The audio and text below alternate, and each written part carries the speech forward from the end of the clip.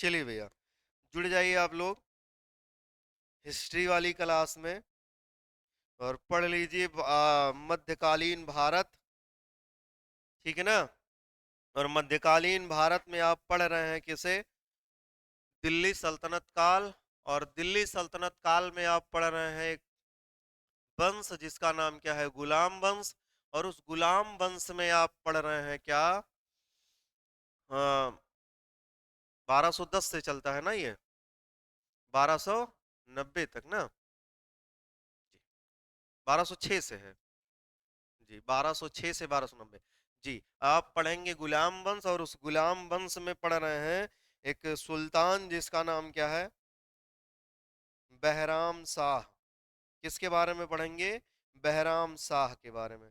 बहराम शाह जो है, हमने बताया रजिया की पराजय के बाद, रजिया की मृत्यु के बाद कौन सिंहासन पर बैठा? जी, ये रजिया के मृत्यु के बाद, रजिया के मृत्यु के बाद दिल्ली का सिंहासन किसके पास गया? दिल्ली के सिंहासन पर, दिल्ली के सिंहासन सिंहासन पर बैठा। और आपको हमने बताया है कि ये जो दिल्ली के सिंहासन पर बैठा तो, लेकिन जो पूरा पूरा का पूरा एक तरीके से शासन सत्ता है वो अभी किसके पास है? वो दल चालीसा ही देख रहे हैं। ठीक है ना। दल दल चालीसा। दल चालीसा का मतलब क्या होता है? यही 40 सरदारों का समूह जो है वही देख रहे हैं, क्योंकि रजिया को मारने में भी उन्हीं लोगों का क्या था? साथ था, हाथ था। और हुआ ये, जब ये गद्दी पर बैठा, इसमें ये बताया जाता है कि इसके शासनकाल में लगातार विवाद चल रहे थे, कलह चल रहा था। किसको लेकर के?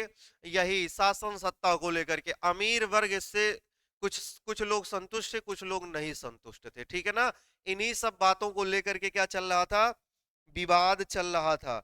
और इसी के समय क्या होता है? 1241 में, देखिए क्या है, 40 है ना, एक साल बाद 1241 ईस्वी में क्या होता है?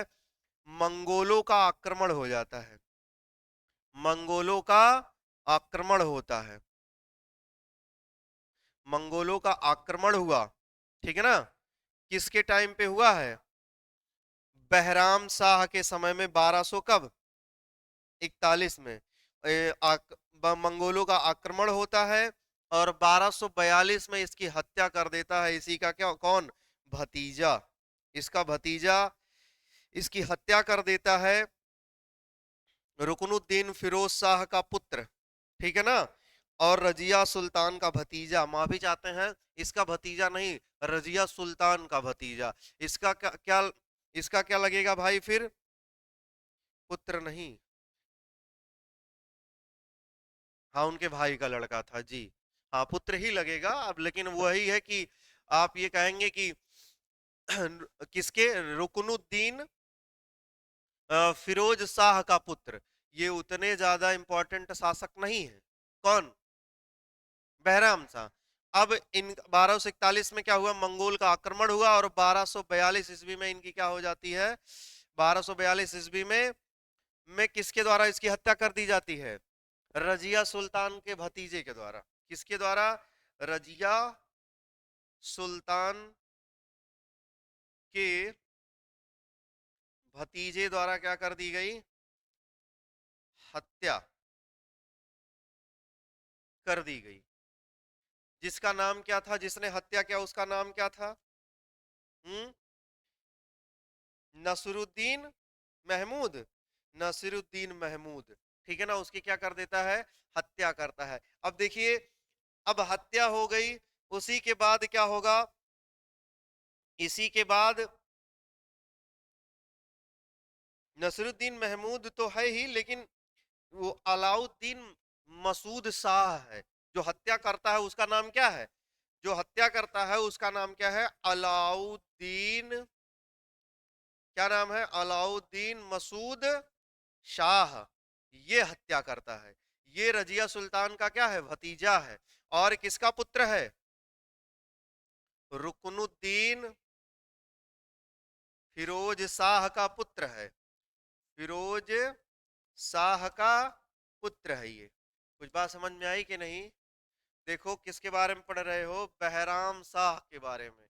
बहराम शाह कैसे राजा बने आपको पता है। जब रजिया मर जाती है तो रजिया रजिया मरती क्या है, रजिया के दिल्ली छोड़ने के बाद जब अल्तुनिया के साथ जब युद्ध हुआ है, उसी टाइम ये क्या बन जाता है, अमीर वर्गों की मदद से बहराम शाह दिल्ली के सिंहासन पर बैठ गया।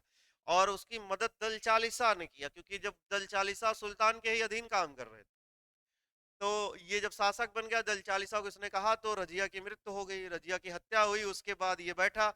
तो सर्वे सर्वा अब दल चालीसा के लोग ही हैं, कि बहराम शाह उतना ज्यादा योग्य शासक नहीं है। इसी के टाइम एक तो कला भी चल रहा था, आपस में कुछ लोग इससे नाराज थे, कुछ नहीं भी थे। दूसरी बात 1241 ईस्वी में मंगोलों का आक्रमण होता है, ठीक ना, 1241 में मंगोलों का आक्रमण भी होता है। और दूसरी बात 1242 में ही रजिया सुल्तान के भतीजे मतलब कौन, अलाउद्दीन मसूद शाह के द्वारा क्या कर दी गई, इसकी हत्या कर दी गई। तो इसकी हत्या हो गई, ये मर गया, कौन, बहराम शाह। अगले शासक कौन आएंगे, अगला शासक कौन बनेगा, जो हत्या किया है। हत्यारा कौन है भाई, जिसने हत्या किया उसका नाम क्या है, अलाउद्दीन मसूद शाह। ये भी क्यों हत्या किया आपको पता है, क्यों हत्या किया है, ये भी गद्दी के लिए। इसे भी क्या चाहिए, सिंहासन चाहिए। रजिया का क्या है भाई, रजिया का भतीजा है, और किसका, नसीरुद्दीन महमूद का पुत्र है। इतनी बात जान रहे हो ना, इसको लिखने की जरूरत नहीं है। ठीक। अगली बात क्या होती है, ये भी उन्हीं अमीर वर्गों के हाथों की कठपुतली बन के रहता है। जो वो कहते हैं ये लोग वही करते हैं। इसीलिए हम आपको बताए थे कि बहराम शाह से लेकर के कहां तक, नसरुद्दीन महमूद तक कोई योग्य शासक नहीं। नसरुद्दीन महमूद को जब कोई मारेगा तो वो मारेगा कौन, गियासुद्दीन बलबन। ये क्या होगा, ये योग्य शासक होगा। ये क्या होगा, ये योग्य होगा। यहीं से क्वेश्चन बनता है, लेकिन जानना है कि क्रम कैसे चला है। तो अब आएंगे अलाउद्दीन महमूद शाह। ये भी किसके, उन्हीं तुर्की अमीरों के, तुर्की अमीरों के क्या हैं, अमीरों के कठपुतली हैं, कठपुतली बन के रह गया ये। मतलब बात समझ रहे हैं, जो अमीर तुर्की अमीर कहते थे वही ये करता था। और इसी वजह से इसका भी प्रभाव ज्यादा नहीं रहा शासन सत्ता पर। इसकी जगह वह मनोरंजन और मदिरा के लिए मतलब शौक बनाया हुआ था। ये शासन सत्ता इसके, शासन सत्ता इससे नहीं संभाली गई, तो ये क्या करता था, मनोरंजन और क्या साथ में मदिरा, इनका इनका अपना क्या था, इसका शौक था, इसीलिए ये बदनाम था। इसी इसी का ये शौक रखता था, किसका, मनोरंजन का और किसका, मदिरा का। वही दरबार लगता था इसके यहाँ, मदिरा पीते थे, वो गाना चलता था। हाँ, समझ रहे हैं ना, तो वही इसी का ये शौक था इसे, और बाकी शासन सत्ता इसके पास में नहीं था। तो ये इसके बस की बात नहीं थी। फिर क्या हुआ, फिर लोगों ने कहा कि भाई ये इस हिसाब से शासन सत्ता दिल्ली का शासन नहीं चल पाएगा। हुआ ये कि अच्छा, इसका टाइम पीरियड कब से कब तक है, 42 से 46, 1242 से 1246। फिर लोगों ने क्या किया, इसे हटा देना चाहिए। और वही हुआ। अगला शासक कौन आया, नसीरुद्दीन महमूद, ये आता है। इसे बैठा दिया गया 1246 में, किसके द्वारा, अमीर तुर्क सरदारों के द्वारा, अमीर तुर्क सरदारों के द्वारा इसे बैठा दिया गया 1246 से 1265 ईस्वी तक। तब भी ये कुछ दिनों तक शासन किया, ये ठीक ठाक शासक था। लेकिन ये भी जब ये शासन सत्ता जब इसे मिला, जब ये दिल्ली के सिंहासन पर बैठा, तो इसने अपना वजीर एक लोगों को बना लिया। अपना वजीर किसे बनाया, बलबन को। वजीर का मतलब वजीर ना कह करके, उस समय वजीर का पद नहीं हुआ करता था भाई। इसने इसने क्या किया, इसने बलबन को अपनी सहायता के लिए गद्दी पर बैठाया। मतलब समझ रहे हो ना, बगल में ही किसे बैठाया करता था, तो वजीर ना कह करके आप कहेंगे क्या, सहायता के लिए किसे बैठाया था, बलबन को बैठाया था। ये समझदार था। ये दल चालीसा, 40 सरदारों के समूह में ये भी शामिल था। कौन? आपको बहुत पहले बताए थे। बलबन भी किसमें शामिल था? दल चालीसा में। दल चालीसा का मतलब क्या हुआ? 40 सरदारों के ग्रुप में बलबन भी एक था। मतलब 39 लोग और थे और एक भी था। कौन? 40, मतलब बलबन 40 नंबर पे। ये मतलब ये मान लो कि 40वां नंबर ये भी था उसमें, 40 लोगों में ये भी बलबन था। तो बलबन को इसने बैठाया और एक उपाधि दी उलूंग खां की। कौन सी उपाधि थी? उलूंग खां की उपाधि दी थी। ये जानना जरूरी है कि उलूंग खां या उलूंग खान किसे कहा है, कि उपाधि किसे मिली थी? बलबन को मिली थी। किसने दिया था? नसीरुद्दीन महमूद ने। और ये जब उसकी सहायता करता था कौन? बलबन। बलबन बहुत चालाक था। बलबन ने क्या किया? बलबन ने स्थिति को मजबूत रखने के लिए, शासन सत्ता पर अपनी पकड़ बनाने के लिए इससे रिश्तेदारी जोड़ दी। इसी नसीरुद्दीन महमूद से अपनी पुत्री का क्या कर दिया? विवाह कर दिया। लिया, पुत्री का विवाह कर दिया। अब जब नसीरुद्दीन महमूद ने क्या कर दिया? अपनी पुत्री का विवाह कर दिया। तो अब शासन सत्ता वास्तव में अब किसके पास ज्यादा से ज्यादा? वास्तविक रूप से तो इसी के पास है, लेकिन इनडायरेक्ट वे में कौन देख रहा है फिर? अब तब बलबन देख रहा है, क्योंकि भाई रिश्तेदारी जुड़ गई। जहां रिश्तेदारी जुड़ जाएगी वहां वहां मतलब ये नहीं होगा कि हटा दिया जाए, भगा दिया जाए। ऐसा कर पाना तब मुश्किल हो जाएगा। और वो बढ़िया रिश्तेदारी उसने जोड़ लिया। अब बढ़िया का मतलब अपनी पुत्री का विवाह कर दिया, वो उसका दामाद हो गया। अब उसके वो फादर इन लॉ हो गया। फादर इन लॉ को कैसे हटा पाएगा नसरुद्दीन महमूद? तो ये मामला ये ही था कि नसरुद्दीन महमूद अब एक तरीके से समझिए कि शासन सत्ता न चला करके अब कौन चला रहा है? बलबन चला रहा। अब जब ये देखा गया कि बलबन की ताकत बढ़ रही है, ताकत बढ़ने का मतलब समझ रहे हैं ना, कि भाई शादी विवाह करने के बाद सारा इंटरफेयर वही कर रहा है शासन सत्ता में, बलबन ही। तो तुर्की अमीर फिर उनको अच्छा नहीं लगा, और दल चालीसा के लोग को भी अच्छा नहीं लगा। मतलब तू इन 40 में से तू तो एक व्यक्ति रहा भाई, लेकिन आप कैसे इतने ज्यादा श्रेष्ठ हो गए?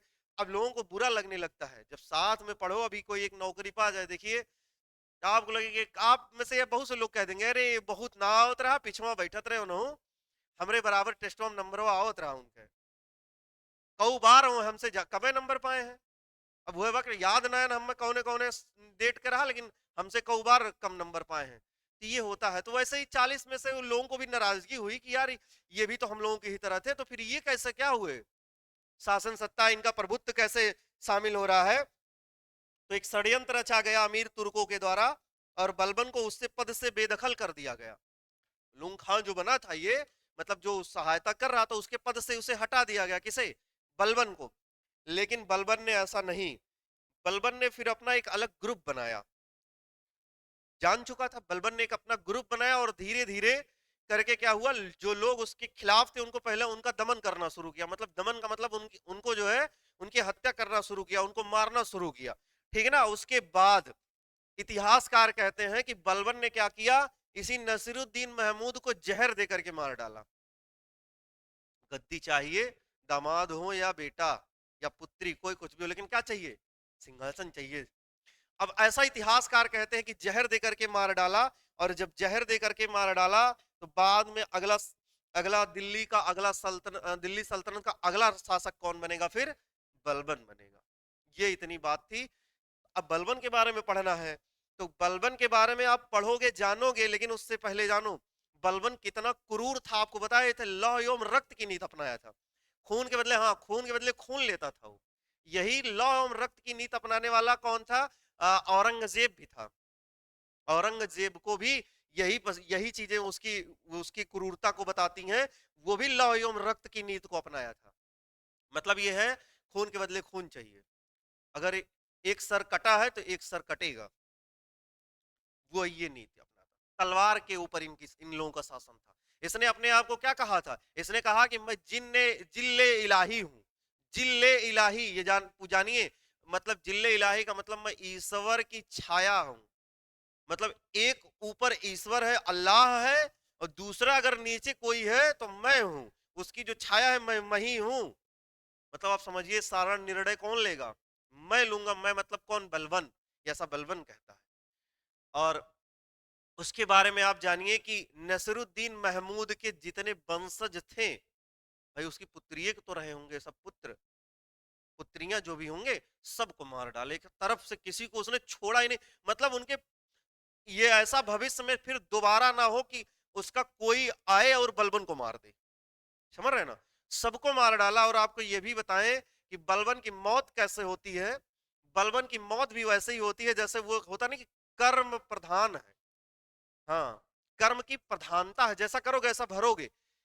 दूसरे के पुत्र पुत्रियों को इसने मारा, किसी को छोड़ा नहीं, लौ एवं रक्त की नीति अपनाई। और इसकी इसकी मौत जानते हो कैसे हुई? इसके पुत्र के वियोग में हुई। पुत्र वियोग में एक और लोगों की मृत्यु हुई, भगवान राम जी के पिता राजा दशरथ जी, वो भगवान राम जी के उसमें वियोग में मर गए। अब ऐसा इतिहास में ये भी है कि पौराणिक ग्रंथों में मिलेगा कि श्रवण कुमार की माता पिता का क्या लगा था, उनको श्राप लगा था, क्योंकि वो शब्दवेदी बाण चलाए थे और श्रवण कुमार की क्या हो गई थी, मृत्यु हो गई थी। तो वही कहे कि पुत्र वियोग में जो गति मेरी, वह अब तोहरो नहीं देरी। मतलब जो पुत्र वियोग में हमारी गति है वही अब आपकी भी नहीं होगी। उधर भगवान राम जब जो है वन को जाने लगे थे, क्योंकि माता कैकेयी ने ही तो पूरा का पूरा वो